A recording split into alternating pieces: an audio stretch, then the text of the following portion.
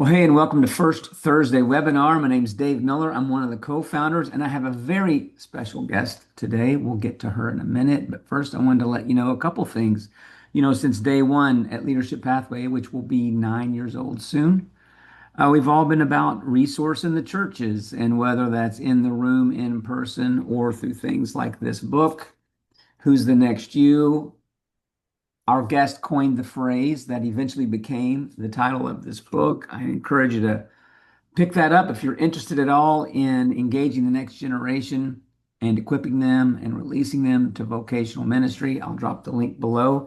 If you're down the road, I'm assuming everybody that watches this webinar, and some of you come every month, month after month, and you keep showing up, and I see you on the list. I assume you're really interested in this topic of how to do this idea of a 2-year formative plan that hangs on coaching and how to have developmental conversations. And if you are, we've opened our July cohort. It's 4 Thursdays in a row.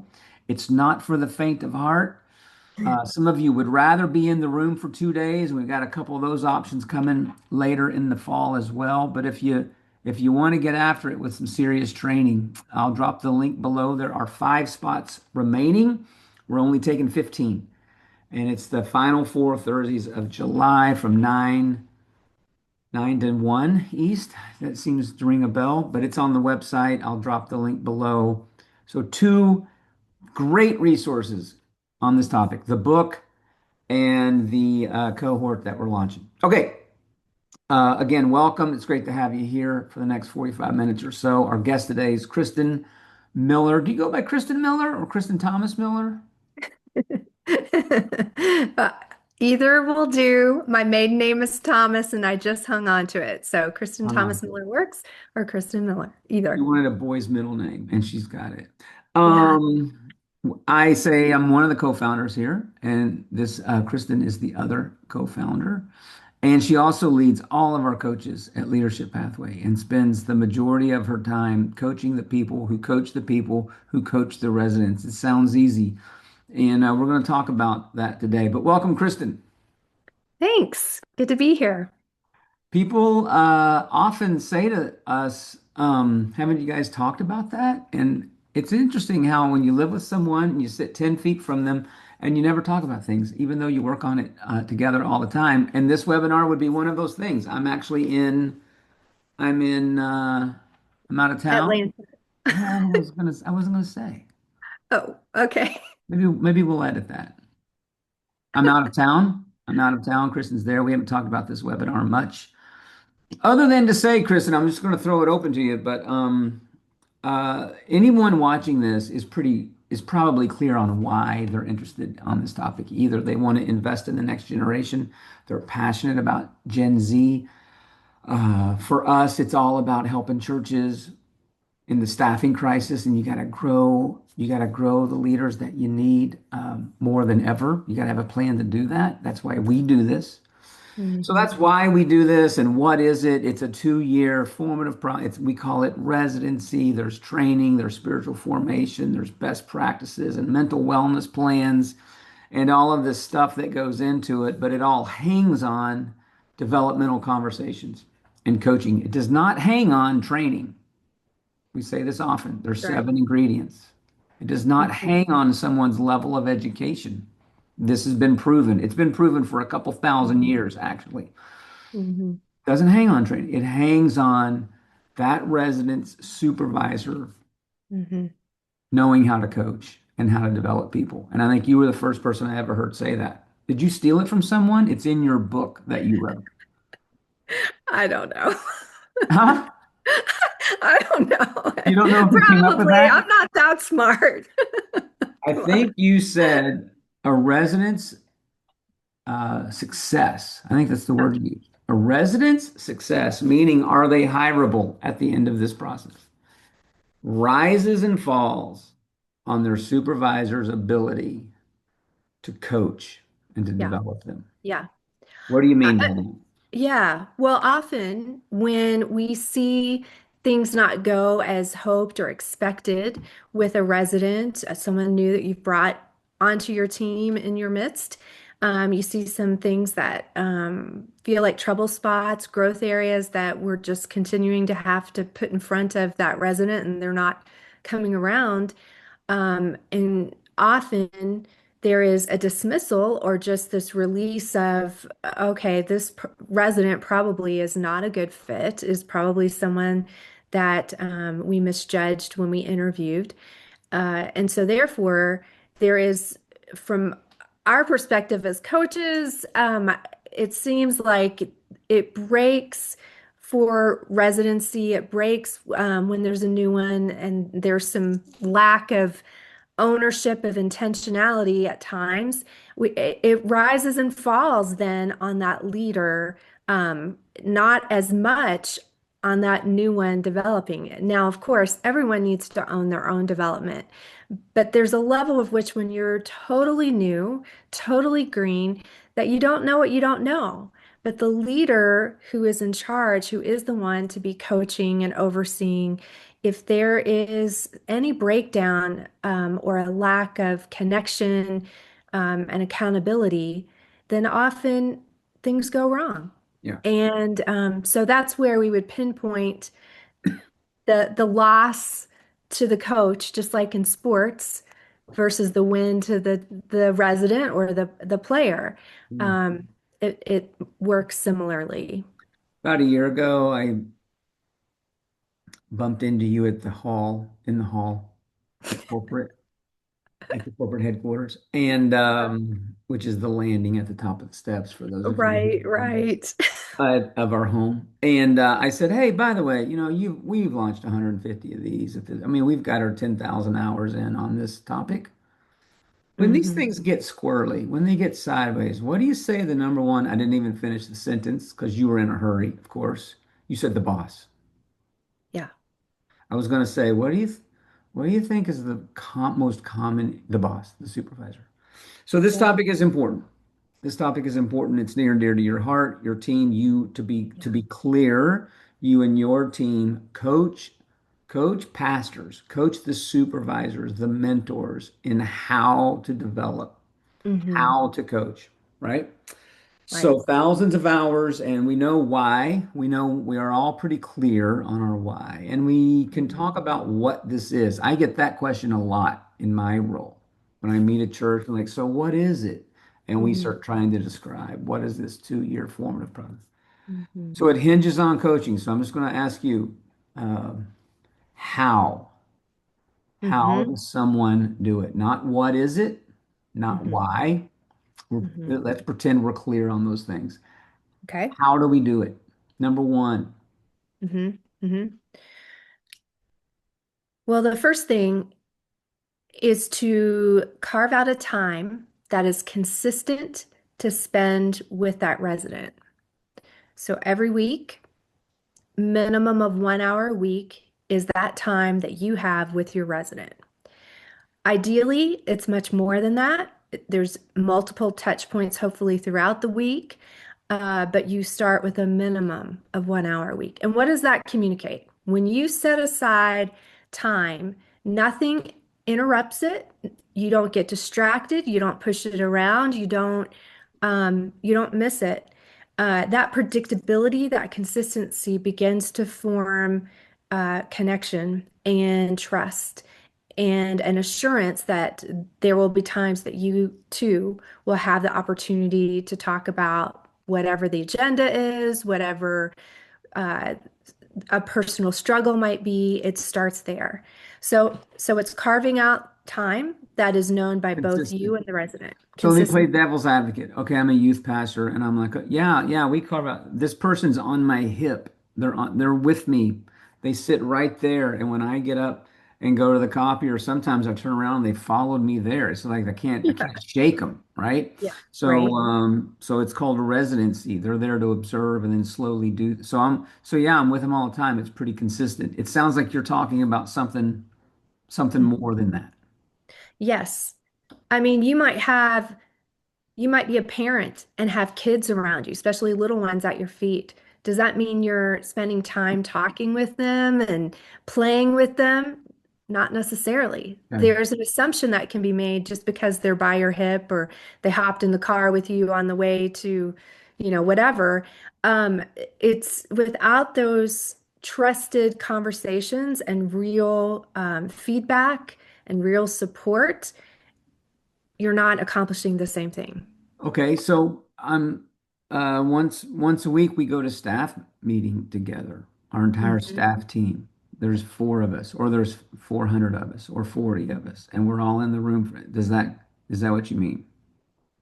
No, it's a meeting one-on-one where this is designed to be time where you value that resident, their development, their growth. And so this is where, when you mentioned coaching is not training, this is where it becomes more nuanced to that individual. At Leadership Pathway, we try to guide through over the course of 24 months. We point to at least 20 soft skills that overlap the hard skills and tasks that you're doing or the resident is doing in ministry. So it's an opportunity to talk about when someone, for example, is struggling with taking initiative. How does that apply to where the room set up for youth group didn't happen this week, or they didn't pay attention to what was happening in the background? And so where could they have taken initiative? So it is one-on-one, specific to that resident, what they're dealing with, where you see the wins, and where you see work yet to be done. And that doesn't happen through just a handing off of a textbook, or a great conference, next step. It's about the conversations they have with you in real time and Okay. as it applies to them. So number one, how do we do that? We do it consistently. That's a We good set aside a adverb. time. A Yeah. good adverb with an ly. Okay, that's number one. That's what I hear you saying. Beyond the to-do list, beyond the weekly Hmm. repetitive tasks of doing the things of whatever you're sitting down, you're having a pointed conversation about this person's development. So it's Hmm. consistent. Okay, number two. You need to engage. You need to connect with this resident, which is really hard if you find yourself in a different generation, 20-year gap, 10-year gap, whatever the case may be. You must connect. I mean, that is what ministry is so much about. And yet, in the opportunity that's in front of you with a resident, you have to apply it here too. And so engagement is critical. And that means that we have to be active listeners and be really curious with questions, not just about how you're going to manage them.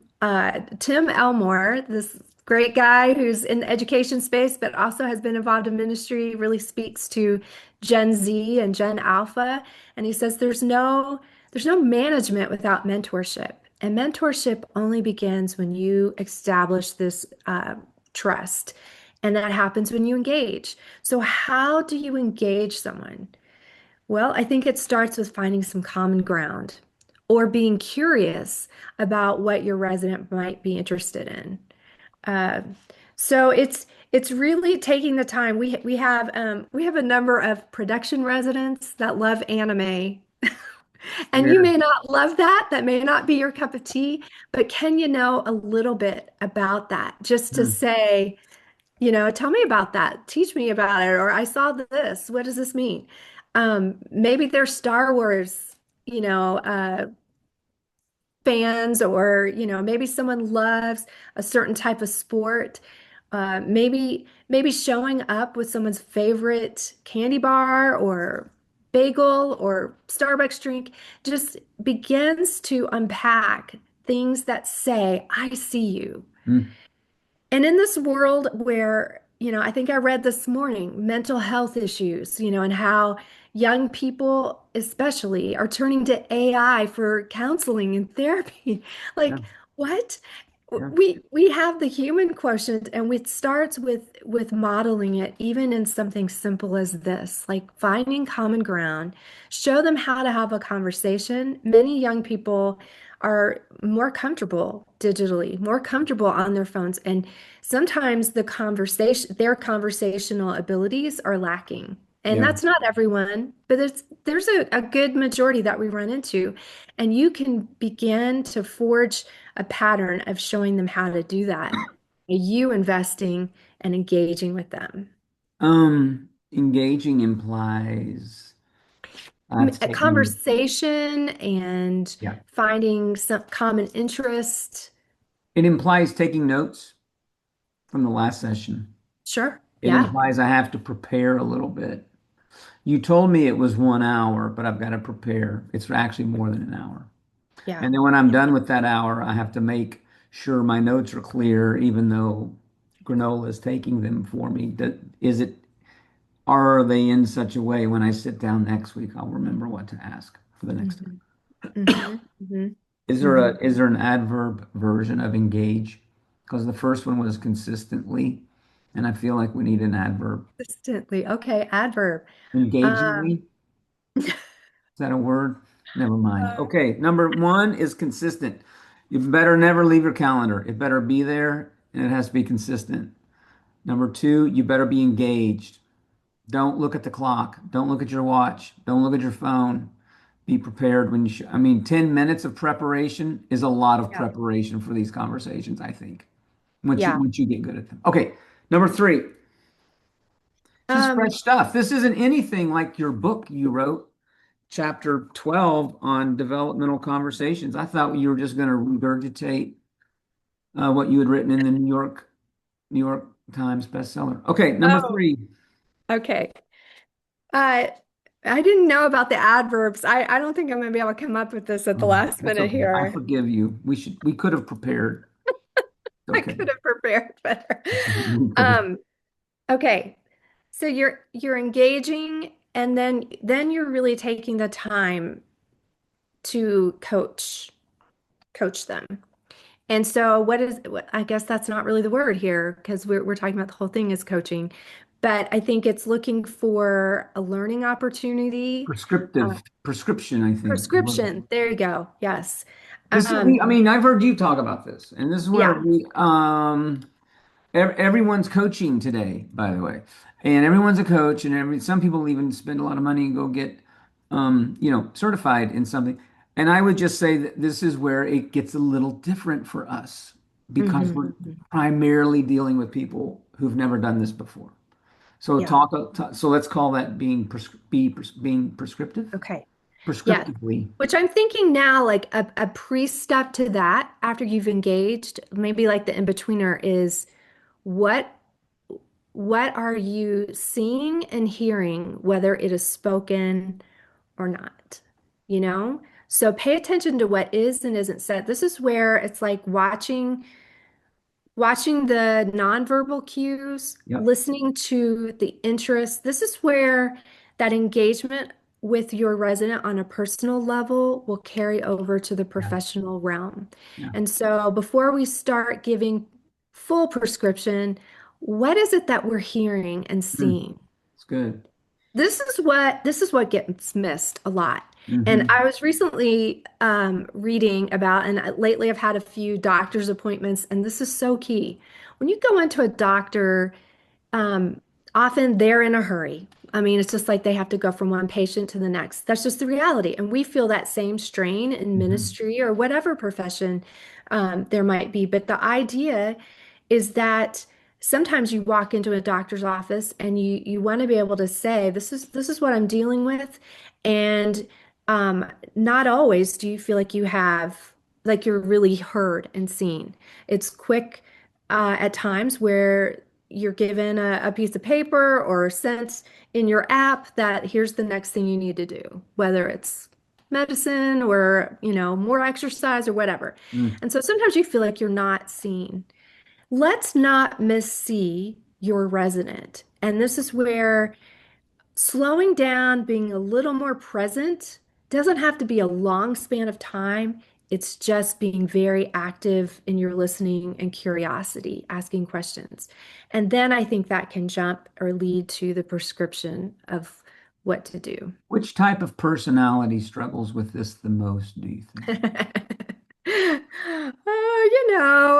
Any of us who, including myself, any of us who are like Go go-getters, getter. Enneagram threes and Threes, eights, I eights. would say especially, um, sometimes twos, even when they've got a lot to do to go serve people, maybe they can't slow down.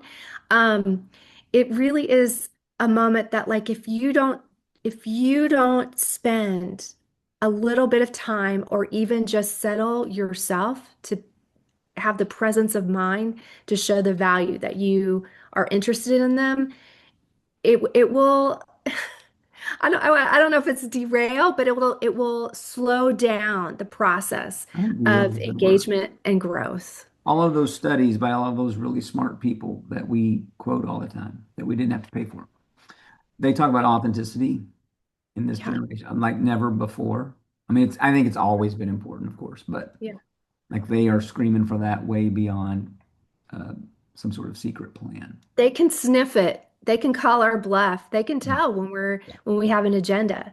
Okay. You can still have a plan ahead to talk through with them, but you have to show that you are for them and that you are a real person. Yeah. Um, Sometimes that engagement does involve some appropriate vulnerability on your part. Yeah. There's connection that happens when you're going to say to them, "Hey, I'm struggling with something too." Well, I If got no you problem with that. We don't need to talk about that. Vulnerability. We can just go on to the next thing. Oh, okay. And Active here's listening. here's one more thought with this Oh, whole thing, just to yeah. paint this picture. Sorry, I didn't mean to Um, interrupt, but no, it's good.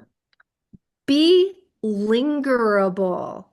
Like, be the type of person. You're just making words up at this point. No, I'm not. I actually, Engaging I and actually read it in limerable. David Brooks' book, You're How to you're Know a reading Person. David Brooks. Yes, the art of seeing others deeply and being David seen, Brooks. deeply seen. So he talks about being lingerable, and I just Ling, thought this as is in so great. linger, Linger, able. linger, able. Yeah, that probably is a made-up word, but it's in print, and that is a New York Man, Times David bestseller. Brooks said it. It's real. Okay. Anyway, the idea is like think about having a meal with someone, and you're at the table. If someone wants to linger around the table, the food is finished, you're still sitting around having a good conversation. That's what you want to establish to coach. How can you create an atmosphere or a safety environment where your resident wants to linger around you and you want to linger around them? Now, I get it. Like you've got things to do. I don't mean that, but but approachability. That's what I'm meaning. You know what I Uh, started to say? That well, sounds awful. I know, I know. It's so true. Good. Okay, is that number four? Lingerable? Dave, I didn't even have points. So Consistently, consistently engagingly, actively listening, I think I'm going to need to lingerable. come up with a list after Well, this. it's in the book. There's a whole different list that's in. This I'm is the just, fresh stuff, though. Okay, yes. number five. What else you got? Well, we have to, when you're coaching, you can't not be that prescription. We didn't really talk about the prescription. Oh, Do we prescription. want to? That's yeah, that's Yeah. definitely Yeah. one. Yeah. We got to I talk think about this that. is where for us, I believe this is where this is. I started to go down this road, then you went Yeah. somewhere else. So many people, I just answer questions with questions. And there's a part of that that's very appropriate. Right. And I do it all the time when I'm coaching older people that, Hmm. the truth's in them, right? Bart Yeah. Rendell tells us that. I think that's his cliche. He's probably trademarked it, so we just had to pay for that. But the truth's in the room. The truth's in them. Yeah. So just answer questions Yeah. with questions. Stay in Endicott. Is a master at that. But Yeah. then we get down to the rookies, Yeah. Yeah. Yeah. and there comes a point where they actually don't know the question to ask. Right. Even I know it leaders even today, not Yeah. leading a nonprofit. I'm like, I don't even know what I should. If I got in front of a great nonprofit leader, what should I ask? I don't even know that would I know. I would have to have them tell me, go do it this, you're doing it wrong, do it like this, and do it Yeah. 100 times, and then let's Yeah. talk in a month or something. And Yeah. I think this prescription thing is a little different with Gen Right. Z administration. Right. Well, I often hear leaders say things like, okay, I'm going to have my resident do their first sermon in our youth group, and then afterward we'll tweak it and I'll see what they're capable of. And I'm like, I don't think that's a good idea. Why don't you Oh, I think I have sat through one of those sermons before. what's that? I think I Which, sat through that sermon. oh, yeah, I'm sure. I probably preached it. Um, so like so from my perspective, that is the way it has been done for many, many years. Yeah. And this is where people crash and burn. They This is the don't school of learn. hard knock stuff. That's right. That's right. It's just fictitious. So It's we ridiculous. don't want to go that route. We want to try with a safety net. So when we talk about prescription, the the alternative would be to say, okay, in 3 weeks you have this sermon, and here's what I want you to do. I want you to start writing up, your outline or begin to do something. Here's my template. Here's what I would suggest. Here's the sermon series. Here's what I did last week. I'm going to do this week. I'll do 4 weeks from now. Whatever the case may be, like have them look at your template and start there. And then a follow-up, set a day, a deadline to where you're going to look at their notes Yeah. and you're going to tweak and go through it. You're going to have them read it aloud, come back with the revised version, do it again. And then they're going to start practicing in front of you. Now you may have a better system or plan. I get Right. it. But this is just the framework of having them practice your way. Yeah. Same thing with like calendaring. Yeah. I often run into leaders who will say, well, I know what works for me. You Yeah. find something that works for Works for you. you. Right. Suddenly, you're giving that resident the Cheesecake Factory menu. I mean, if you like Cheesecake Factory, I get it. Like, there's so many options, but it's paralyzing when you look at that long menu and you're like, what am I And supposed to get Kristen, outside of when was cheesecake? when was the last time you went to a cheesecake factory? I don't know, 2 years Kristen, ago? Yeah, I don't know. right. I don't think so. I don't think Kristen would ever be caught dead in a cheesecake factory. Oh, come on, come on. Anyway, giving too many options is Ah, actually more harm than good. Caroline. You have a system and you've been in your environment Right. much longer, probably even years. And so your system is worth imitating. That's right. Have them try your system. Yeah. Now, months down the road, if it's not working for them, then let's come up with something else. Or look for someone on the team who's highly organized Right. and worth picking their brains and learning and trying their way. But So much don't, of ministry is driven by what? It's driven by the question, what? Jesus is coming back. You should come to Jesus. It's about the future. And so it is driven by people that flourish in those situations. Get in there. versus the how. How do And you do most it? of those people feel like, and you've probably heard this, I don't want to micromanage her. That's right. I don't want to and we're like, have you ever worked in a normal place that this is not micromanaging? Yeah. Yeah. It's Coaching, like being prescriptive. it's not, yeah, micromanagement has such a dirty name, dirty Yeah. word, and it's really it's like supervised guidance. Can we just name this for what this is? It's not you're not thwarting them from doing good work or hindering them from having ideas. You're giving them guidance so that they can have some early wins and keep Good. moving forward. Good. Next, how many do you have, by the way?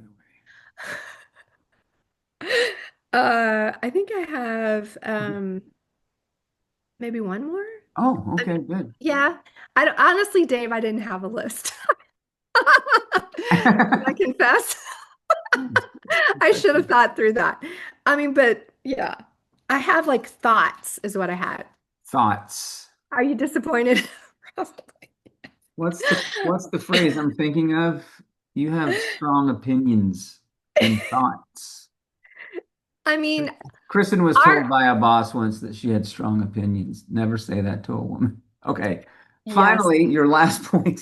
yes. Okay. So after you've given the prescription, you should most definitely uh, celebrate and evaluate, like assure and empower. Like what has gone right? What are we still going to work on? And with that come, an action item or a goal to set that then leads to accountability and check in the next week. Right. Was that one? That sounded like a bunch of different Assure and ones. empower. Being consistent. Number one, you got to Yes. be consistent. Don't cancel it. This is we're going into summer. If you're watching this in May, we're going into summer. Youth pastor that has a resident, they've got 2 weeks of camp and a mission trip, and then they go home and they reintroduce themselves to their family and go on vacation 10 days, and then they wonder why is the resident doing poorly 5 weeks later. So you have to be consistent with this stuff, even through crazy times like summer. You have to engage. You have to be an active listener, asking questions. Number three, you have to be lingerable, as David Brooks, the smart, Yeah. lingerable, Lingerable. creating an environment that they want to be there. Yeah. You're not looking at the clock, and therefore they're not looking at the clock. Mm-hmm. Mm-hmm. Be prescriptive when appropriate. I would say it that way. Yeah. Yeah. And I would say if you're on a 2 year at the beginning, high prescription. And then with wins and with trust, maybe that prescription that amount of prescription goes down. Yeah. I think sometimes that does tie into personality types. Some people Yep, struggle with that a little bit more. for sure. But one of the questions I usually encourage leaders to try is like, well, what do you think I would say? Like when they're asking for the direct answer. I like that. Yeah, just kind of get them to start thinking critically, even if that's not their go-to natural tendency. That's sort of like my fault. Like when I don't know what I would say, if you were consulting me right now, yeah. That's right. And then Yeah. finally, assure and empower. Hmm. How do you keep that last one? What's it called? The encouragement sandwich. It's like something good, something bad, something good. Everybody knows that Yeah. something called Compliment it's sandwich. called maybe it's called something inappropriate sandwich. I've The never boss called is it like, that. Thank they're like, you. hey, have I told you lately that you're awesome? Now let me tell you what we're gonna change. And then end with something. How do you keep it from being like that? It's another how question. How Keep do it you from keep being it from being this? People make jokes jerk. about these things. I can tell when my boss is getting ready to say something negative because she leads with Oh, something yeah. positive. I know, I'm just waiting. Here it comes. Here it comes. And then she ends with something positive to close. But it's, 1 minute of positive, 20 minutes of all the things, and then 1 minute. How do you keep it from being that sort of thing? Mm. Well, I think one of the things, this goes back to appropriate vulnerability, but I think being able to say, a leader being able to receive some feedback too. It's not always fun, but like if it's an open forum where there's trust and you're willing to learn from them as much as they're supposed to learn from you, I think Mhm. that just I think that takes that away. From my perspective, it's like a mutual development, mutual growth. And you need to set probably that scene early on to say these next 2 years are intended to help you become highly desired and hireable in ministry. But I want you to know you're going to sharpen me Mhm. and you have the opportunity. So with that, then it may not feel like the floodgate of only negative, negative, negative. It's, Mhm. oh, that's a good thought. Okay, let me think how that could work for myself. Now, how does that work for you? Like make it more of an assignment and, tweaks to get better, not destruction of your persona and your soul, you know. You And think, then, yeah. oh, go ahead. Well, I just think, and then say like when things are really heavy, uh wrapping it up with like, listen, I know this was heavy today, but this is about, you know, growing together. Like keep the vision high, keep the why back in the forefront. Like I believe in you, being able to assure and empower. Mm. We see so much potential. You've had so much growth. I know we've kind of split hairs today, but this is about making you that much better. And this is just a little hurdle to overcome, and you can do it. Wish you'd say things to me like that. Okay. Okay. Can anyone learn how to do this, do you think? Yes. Enneagram threes, can they do this? Yes. Enneagram eights, Yes. 11s? Don't know of any 11s. That's my, I'm starting a new book on Enneagram 11 through 20. Yeah. Um, Everyone can do this. There are certain things that you might not be as great at that right, you have to work on. right. As an Enneagram 3, myself included, I have to slow down and be more present. Yeah, An Enneagram 9 has to be a little more forceful in their yeah, words. Even yeah, when it sounds really loud, it's not loud enough, yeah, or at yeah. least No, that's right. firm. That's right. Um, if you're two who struggles with people pleasing, you're Mm. gonna have to be able to be direct and not passive. What if, Uh, what if I think the Enneagram is a satanic cult? I don't believe in it. Can I still learn how to be a coach? of course. Um, the key is you need to be self-aware. Yeah. And so, no matter the test you use or the language you know about yourself, become more aware. And it's not just to unpack where your strengths and weaknesses are only, but when you do know those things, it's about utilizing it in a way that will allow you to meet someone who's different than you. Again, you want to be able to see and not miss-see someone. Mm, You've got to be able to pay attention to their response.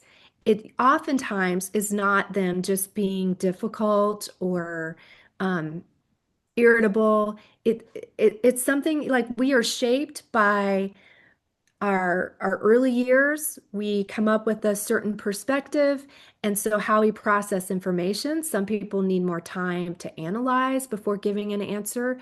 Other people need to close their mouths and listen. You know, and so you my have to mouth is know that closed. I want you about to know. yourself and about the person you're coaching. Right. Um, you've probably spent more hours in the last 6 or 7 years coaching people on this topic than anyone else. I mean, I know how many residents these other Yeah. places have. You probably are. You may not be the leading authority, but you're the leading repetition. You got more hours. I could say that confidently, I think. What's the biggest, and what if you're just like, man, I can only say one. This is the biggest learning when I'm talking to these leaders who have Gen Z working for them on this topic of coaching. Hmm. Now be careful because this is the quote that Dylan Smith's going to take and put on the Instagram. So look into the camera and just kill Pressure, pressure, pressure. The biggest learning. it. Mhm.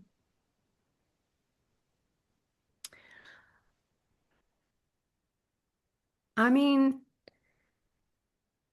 I think the common thing, and I don't know that this is anything new.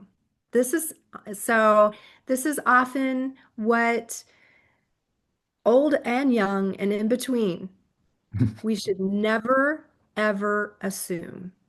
Mm, When we make assumptions or we speculate, we may not see the full picture. This goes back to that idea. Are we fully seeing? Are we mm, paying attention mm. to the little things that may seem trivial at the time, but over time they stack and become an issue? What are you seeing? What are you hearing? Never assume. Ask directly. Get to the root. Um, Great. If people want to reach out, how do they find you? Kristen at leadershippathway.org.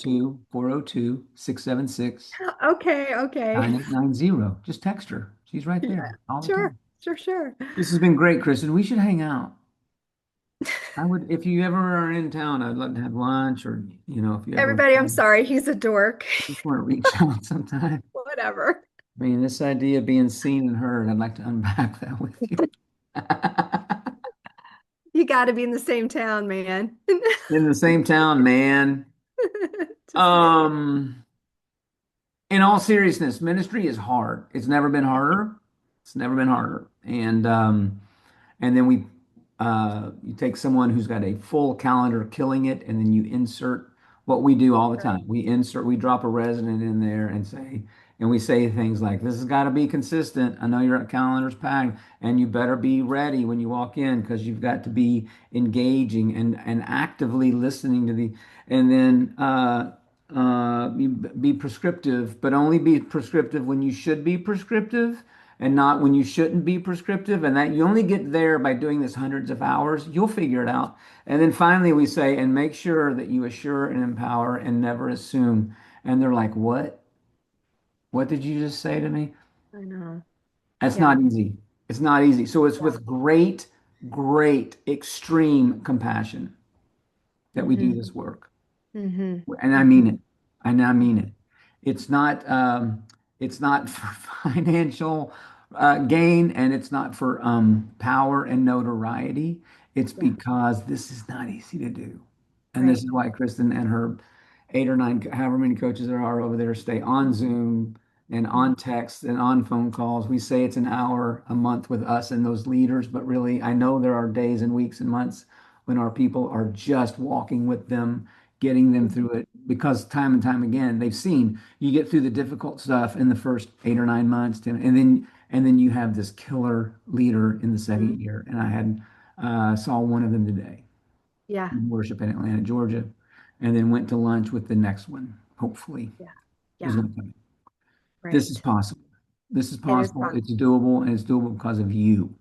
Hmm. It's doable because of you. I mean, you, Kristen Thomas Miller, and Oh, no, no, no, no.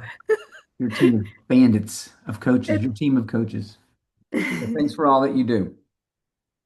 thank All right. you. If we can help you in any way, church Totally. leader, the links are below, the things are below, her phone number. I've said it to you. Hopefully the AI bots didn't pick up on that. Okay. Till next time. Thank you. See you, Kristen. See you tomorrow in Cincinnati, behind the plate, watching Houston Astros and the Cincinnati Reds. Bye. Bye. You hang up. No, I'll hang up. I'll hang up. No, you hang up.